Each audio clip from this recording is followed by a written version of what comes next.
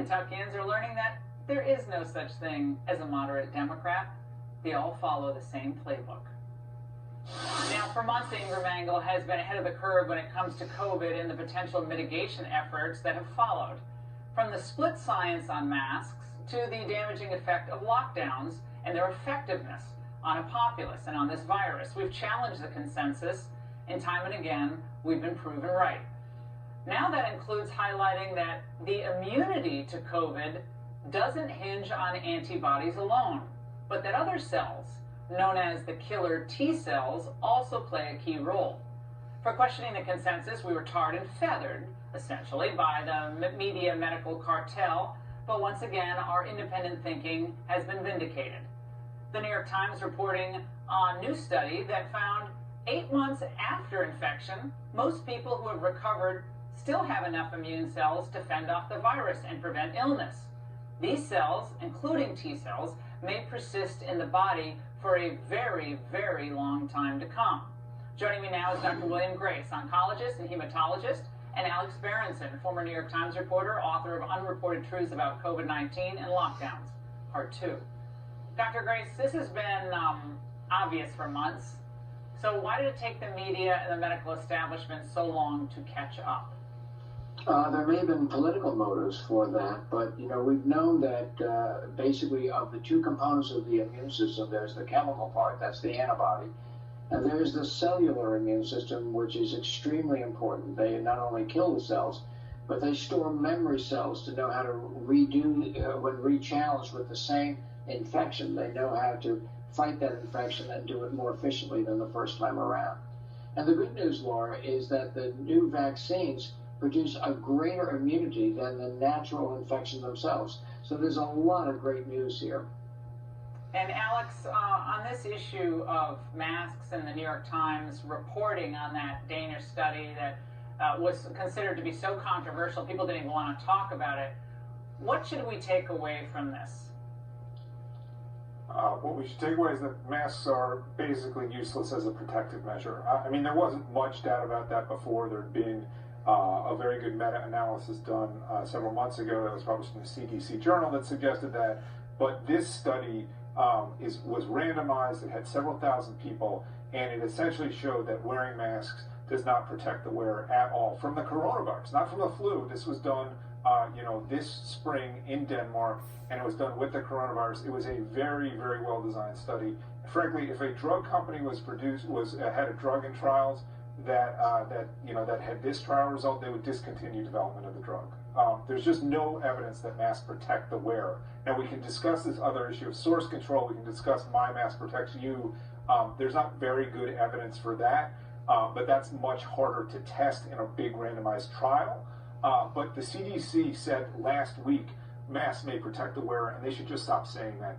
There's no evidence for that. I mean, Dr. Grace, this is just wild. I mean, you can't go anywhere in the United States without people in masks. You don't know how long they've been wearing them, whether they were, supposed to be disposable and they've been wearing them for a week.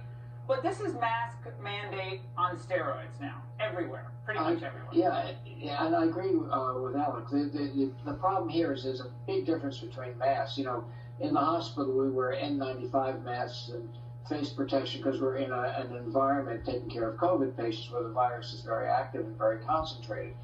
But when you get out into the public, people wear neckwear and fashionable masks, and these have been shown to be less than 1/100th as effective as the N95 mask. The N95 mask is not something you can wear all day. It's an awful thing to have to wear, but we put up with it because of the risks. But what you see out in that are the fashionable things people are wearing now offer very little of any protection at all.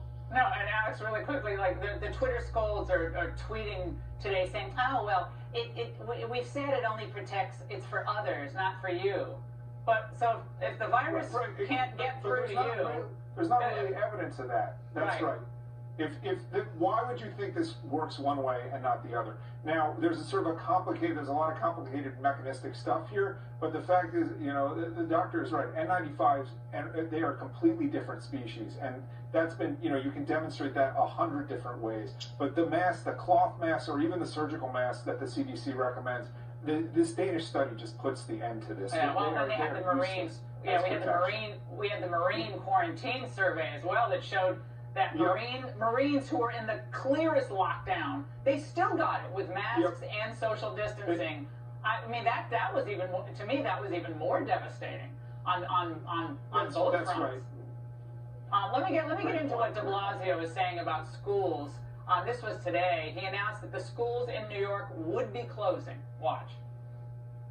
We do need to close our schools for the coming days. We set a very clear standard, and we need to stick to that standard. Our teams have been talking throughout the morning on exactly what it would take to come back and bring our schools back quickly, and it will be a higher standard. I want that to be clear. We have a stringent health and safety standard right now. We're going to have to raise that up even higher to be able to bring our schools back. Dr. Grace, there's no science here. This is just a wrecking ball to our young people. I am so outraged by this. The testing of the kids, the positivity rate was like 0.23% as of Monday. This is insanity.